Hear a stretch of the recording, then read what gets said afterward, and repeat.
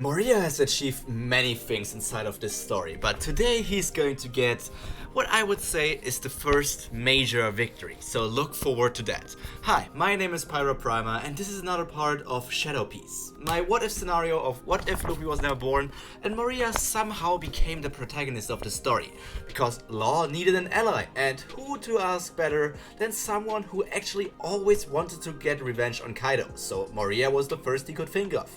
So here we are, and we continue where we left off. After giving the Tobiropo their mission, Kaido joined the Golden Kagura celebrations with his ally Orochi and Black Maria. Black Maria is one of the Tobiropo, but she didn't go with other people to look after the young master Yamato because she really didn't want any gift or the possibility to become one of the All-Stars or something inside of this entire story. She was just fine with everything. I mean, there's the whole theory that maybe Black Maria has some other connection with Kaido, maybe some form of lover. I don't really know how old she is, but I don't think she's old enough to be Yamato's mother. But she also has these weird horns, so I would really like to know more about her, but her battle with Robin in the manga is already over. And in the anime, I don't think we will get there anytime soon. So let's continue here. So we all have Kaido there in the Golden Kagura, which is like the main stage, where he's together with Orochi, Black Maria, and some of the other All-Stars, just partying or looking at the people, preparing his speech that he's going to hold in a few minutes, and there's just going to go on with all these different things. Meanwhile, somewhere else, Kanjuro, or not somewhere else, at a place here where now Orochi and Kaido are, Kanjuro arrives with a few bruises here and there because all of the Beast Pirates didn't know that Kanjuro was a member of them. They still thought he was a member of the Scabbers and not just the traitor that he actually is. So he arrives there and informs Orochi that he couldn't stop the Alliance's raid and they are on this island probably already. They are somewhere hidden on the island right now, which makes Orochi scared because he's like the scaredy cat and he is still not sure about the prophecy, and now they actually came back and are here to attack him once and for all. But then Kanjuro also presents that he captured Momonosuke, and it's going to be yeah, I have this guy, he wanted to escape a few times when I wanted to bring him here, but well, I just hit him a few times and he can't do anything right now. So Momo is a bit hurt here, and well, he doesn't, I feel like this Momo is a bit, well, I want to call him cocky, but he's a bit more honest with his opinions, or a bit more mean-spirited compared to the one who was brought up together with Luffy, because he, in our version, he has this childlike, still, he has the confidence and ability to act like an adult, but he still has the childlike cheerfulness that he got from Luffy. But with Moria, he doesn't really have this cheerfulness. He still has some childlike appearances, childlike appearance and childlike behavior. But with Moria, he is a bit more serious. And if someone is evil and someone is bad to him, he wouldn't hold back to insult him. So I would expect him to call Orochi a snake and call Kaido out for being the murderer of his father, and just being a bit more not menacing, but evil to them, and just not holding something back and just saying whatever comes to his mind and leaving every pain and pressures on him just out on them and shout at them for whatever they did over these past 20 years or whatever the time skip for them was. Here we are, and Orochi now plans to set up a live execution to end the Kozuki bloodline once and for all. And this is just going to be the end of Momonosuke, because Orochi is going to end this in front of all of the different members he has on his Yakuza, in his samurai group, and this just all of the Beast Pirates together with Kaido. He's going to end the Kozuki bloodline. Then we switch over to somewhere else, which is a main part of Wano, because we always jump from one situation to the other, from one situation to the next, and just never really focus on one thing at a time. We just have everything going on at one pace. So here we are, and now we look at Nekomamushi, Marco, and other Minks who join up with the Scabbards in the Polar Tank, which is Law's ship, just to make you remember the name of the ship.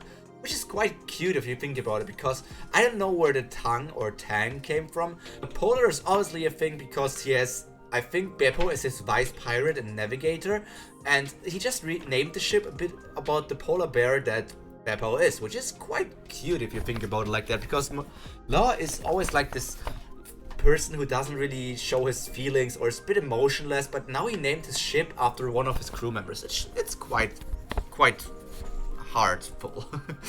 So here we are, and Marco, when he arrives with the others, he just glares at Law, a bit like menacing, giving out his haki pressure and everything, and Law feels like a cold shudder run over him, and notice also that Marco is staring at him, and he knows what's going on, but he doesn't really talk much about that here, because Marco is more here for what Maria talked about. So all parts of the alliance advance further in sight, and they've advanced further. On the southern side, we can only do that because Hawkback is having a talk with Big Mom, and the southern part of the alliance is then going behind them, and just Big Mom ignores them for now.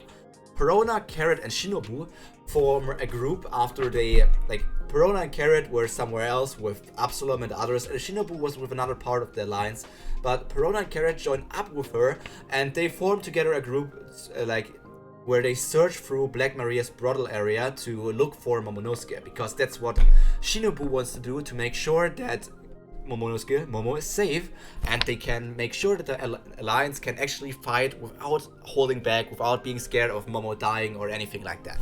So then on the other side we have the southern and the other side, which can just mostly go there for normal. So to their surprise, they were suddenly spotted, like Perona, Carrot, and Shinobu, they were suddenly spotted by Prometheus, the sun homie, who's just like looking around different places here and there just to look at what's going on. But Prometheus is not doing much to them, he's just spotting them, and normally this would be the case where our Big Mom is very furious at Nami for like getting Zeus and taking him with her, but this never happened, which is also important for a future part. And if you know what I'm talking about, you can just already type in the comments if you want to. So here we are, Prometheus just sees them and thinks like, does he need to do something? But he's probably going to just investigate further, because mostly Big Mom is looking for Maria, and this is also what Hawkback is talking about. He's talking about Maria and how to proceed with the further like alliance and attack on Kaido, the entire raid and everything. So on the Queen Mama Chanter, which is Big Mom's ship, Prospero has basically enough from falling down over and over again. So he jumps off the ship and uses his Devil Fruit powers to climb the walls of Wano and basically go up there himself.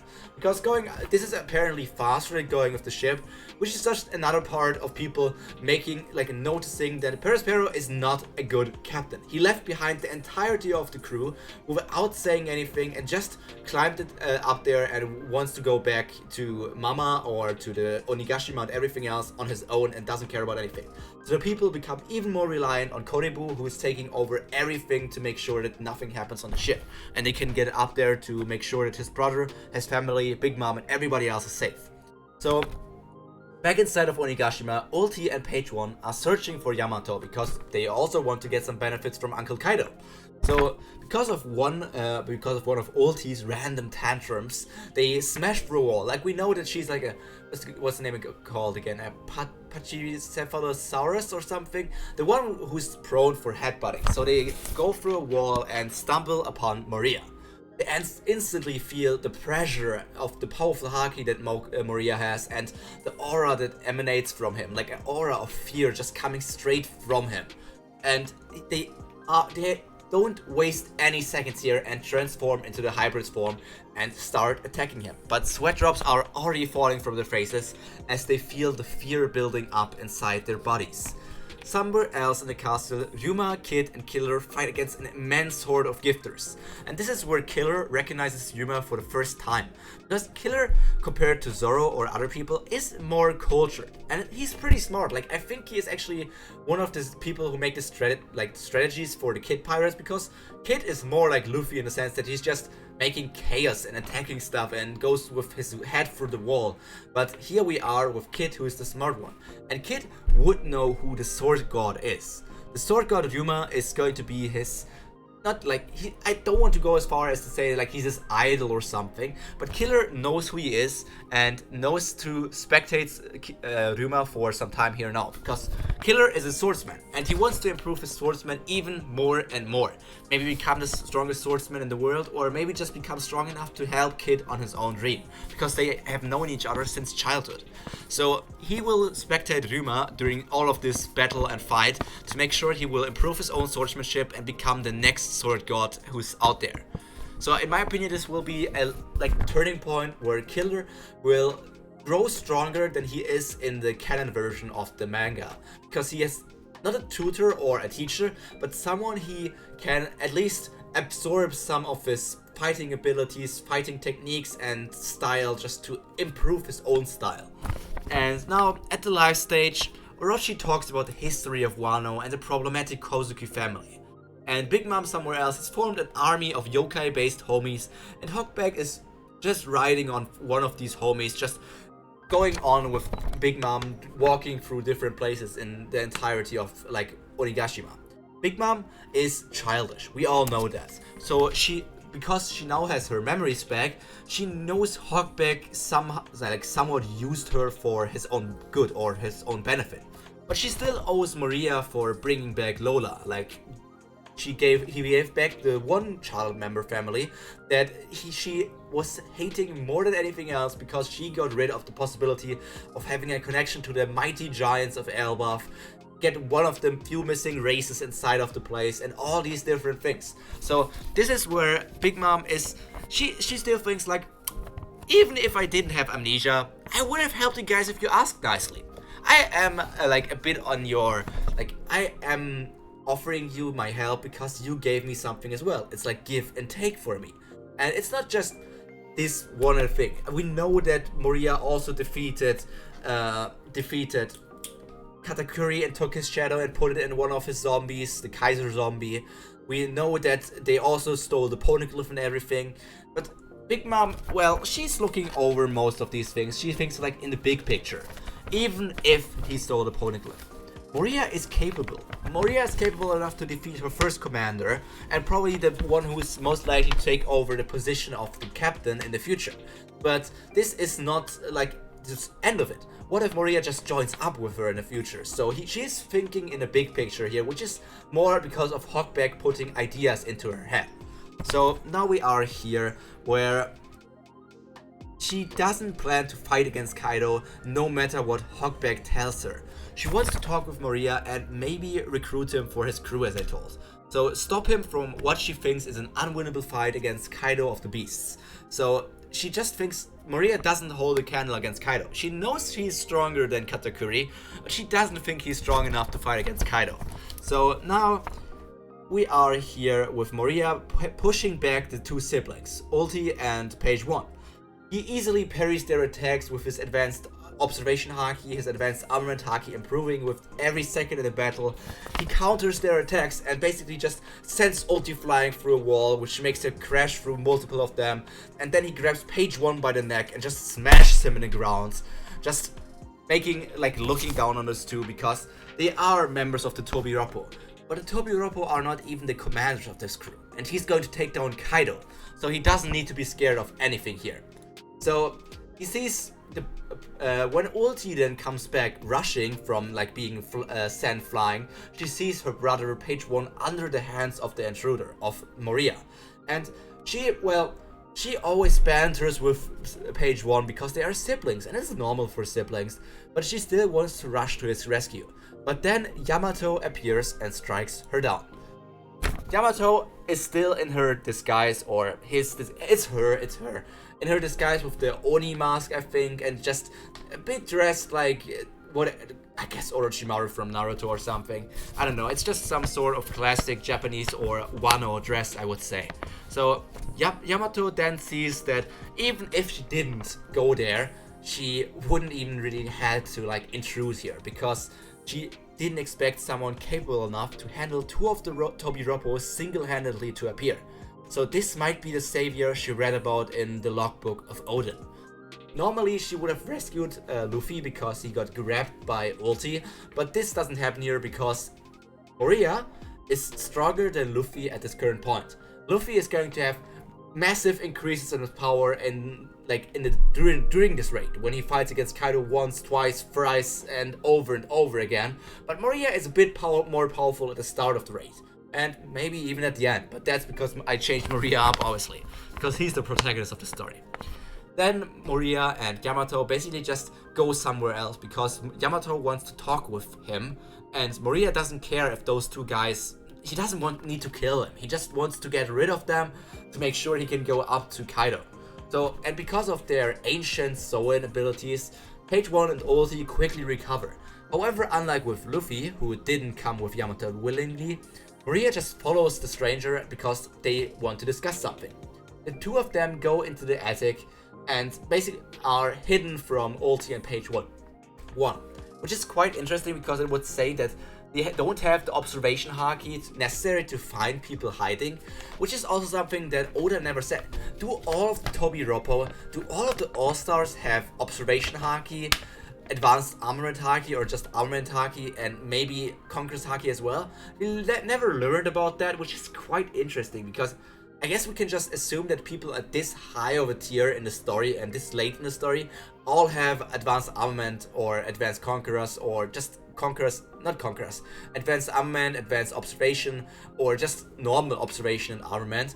But we never got a confirmation, or maybe we got one in the SBS with the Libre card or something else, and I don't know that, but that's not what's important here. So they go in the attic, and now we go somewhere else. For now, we go to the sea once again, where Law transports his people, himself, then also Marco and the others over to Onigashima with his teleporting ability from the Ope Ope no Mi.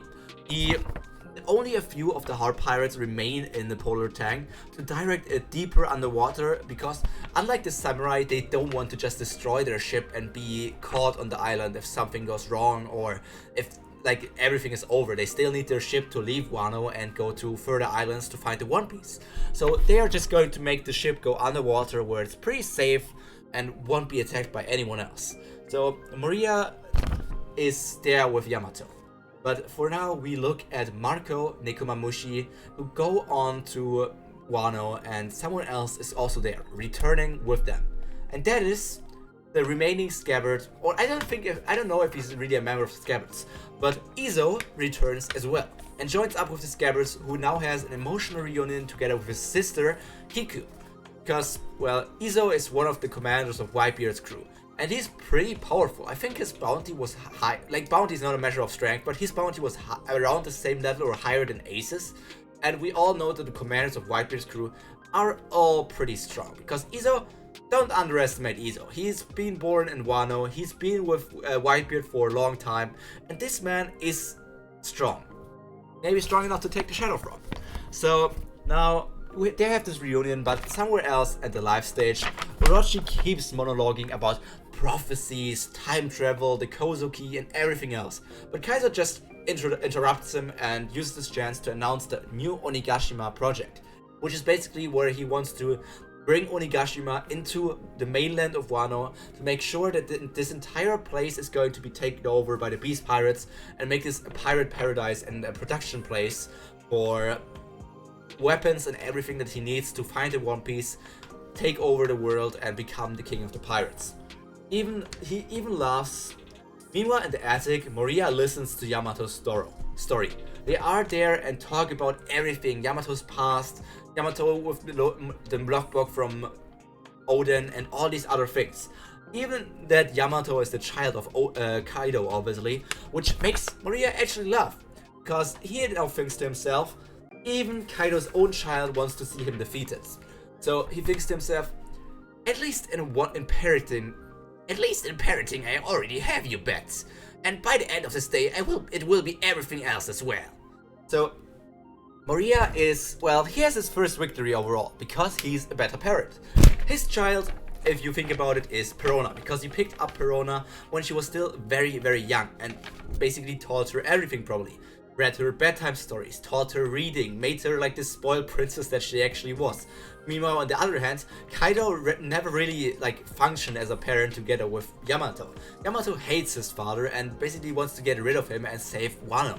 So in parenting, Moria is 100 levels above of Kaido, and I just also wanted to show you this picture because this is insanely cute.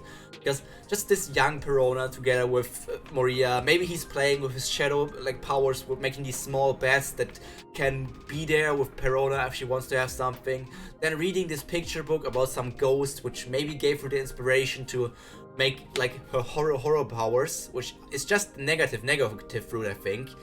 Or I don't know if her powers manifest into ghosts because she wants to, or because that's related to the powers. Maybe she just inspired because Moria read a bedtime story about ghosts, and that's how she started using these ghosts as a power. Meanwhile, Yamato is just fighting against Kaido, using her club, just attacking him left and right, because he doesn't know how to handle this small daughter of his. So here we are, learning about the past of everything, how Yamato actually idolizes Kozuki Oden, the father of Momonosuke, that she witnessed the legendary hour of Oden's execution, and she took Oden's journal after his death, reading everything about him. His journey together with Roger, his journey together with Whitebeard. Not really what the One Piece is, but at least that they found it and he can't really tell more about it right now. But just all these different things written down in a logbook, in a journal. Yamato knows it. And Moria also explains then, after hearing what the reasoning of Yamato is, his own reasoning.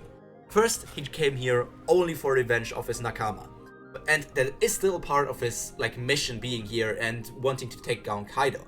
But over the journey with all the different people, with Momo, not Kanjiro because we all hate him right now, but our boy Kinemon, the other scabbers he met, making sure that Yuma is getting stronger more and more, meeting back up with Perona after she was with some uncle he still hasn't learned about more, and maybe he's going to meet with him some other time in the future, and all these different things going on there. He wants to save the people from Rano. He has grown up. He has become, on this journey, he has learned a lot. He wants to help the people from Wano. Over the course of this short journey, he rediscovered himself, has grown as a person, has grown in muscle size, he's confirmed his dream of helping his former comrades to rest in peace after being like slaughtered by Kaido's people, and finally, after all of this over, maybe he can just become the Pirate King while he's at it and already defeated Kaido, became one of the Yonko and all these different things. Becoming one of the Pirate King and discovering the One Piece, well, why not do that after everything is over? And this is the moment where Yamato officially joins the Alliance. She's now a member of the Alliance with Yamato, Moria, and everyone else being ready to take down Kaido. At the rear entrance, the Scabbards, without Kinemon and Denjiro because they are at different fronts, are now confronting Kajiro, who arrived together with a part of Kaido's forces, as well as some artistically self-drawn warriors, which leaves me thinking, this ability, this art fruit or whatever his power is, this scribble fruit or something, he can just draw as many people as he wants. He can draw an entire army. This fruit is way more powerful than you might think, because if he can actually, I don't know how long his drawings would last, but if they even last only like an hour, 2 or 4, he can draw an army that would increase the size of this party by an immense number. Like, nobody would be able to handle that anymore if there are like 1,000 more drawn versions of Yuma or something, because he knows what Yuma is, and if he makes a drawing, how powerful is it? Is it as powerful as it is drawn beautiful? Is it as powerful as he knows about the object? Or what really is the matter of how strong this drawing will be? So here we are, where all these people are fighting against Kanjiro for now. But back to Yamato and Moria. She explains about the explosive handcuffs that are on her, which makes just Kaido forces her to wear these to make sure that she doesn't leave Onigashima and doesn't betray him in that way, because those explosive handcuffs will blow up as soon as she leaves the island, or as soon as she takes off these handcuffs. So Moria offers to get rid of them, but they get interrupted by Kaido's loud voice, which is very close by to them actually. Kaido explains his plan to go to war against the world government, by first claiming the One Piece and then the ancient weapons, making him the most powerful being and pirate crew in existence of the entire history of the entire world right now. And, well, first of all, he also wants to do all of this together with Big Mom. Well, she also enters the live stage here together with her army of yokai, based on, like yokai-based homies and all these different things. However, to everyone's surprise, Hawkback is also by her side, still remaining there. And as she enters the live stage together with Hawkback, she just shouts to everybody that she will take the soul of anyone who dares to attack this man, because this man is her ally. And she makes sure that everything is safe for Hawkback. Kaido looks at the fat man, a bit confused, but Hawkback is looking at him as well, maybe glaring a bit because he knows that Kaido will fall down by the hands of his captain. Hawkback is beaming with confidence because he has one of the Yonko on his side, and Kaido can't really do anything because he wants Big Mom as a member of his alliance, so he just has to live with it for now, even if he knows that Hawkback is a member of Maria's crew. So there's nothing he can do. Then he just continues to elaborate his plan. He wants to transform Wano into a lawless nation of pirates and weapon industries as well. These weapon industries will be run by the citizens of the flower capital, who all will be turned into slaves. But that makes Orochi notice and look at him. Wait a second, Kaido. If that actually is your plan, if that actually is Kaido's plan, that would leave Orochi completely powerless, and that makes him protest against this idea. But that just ends in a bad case for him, which is the first case of Orochi being beheaded. He's actually going to get his head completely cut off by a sword that I think he took the sword from Queen or King. I don't know whose sword this is, whose sword, but he just takes it, cuts off the head of Orochi, and just says to everybody else, this thing with Orochi is over. If you don't want to die, just join with me. You can fight against me as well, but this will just end in your death. So all of Orochi's followers, just join me, and you will at least continue to live for longer. Maria and Yamato react to that plan loudly. They just think is that really his plan? He wants to destroy all of Wano? But because of their sudden movements and their exclamations, the part of the attic they are standing on just breaks and makes them fall onto the floor below them. But this is the point where Yamato is just furious with what his father is actually going to do, or her father is actually going to do. So at Kaido's plan, she just can't take this any longer and plans to rush straight at him. Well, Moria doesn't hesitate any longer as well. He joins up with Yamato, ready to fight against Kaido here and now. And now they are still a bit away from Kaido, but next week they are going to rush towards Kaido and make their first attack. But until then, I hope all of you take care of yourselves, and we will see each other again in the next time. Until then, this has been Pyro Prima, and I hope all of you stay cultured, healthy, and most importantly hot. Now, all that's left to say is goodbye until again. Bye! Until again, until we meet again.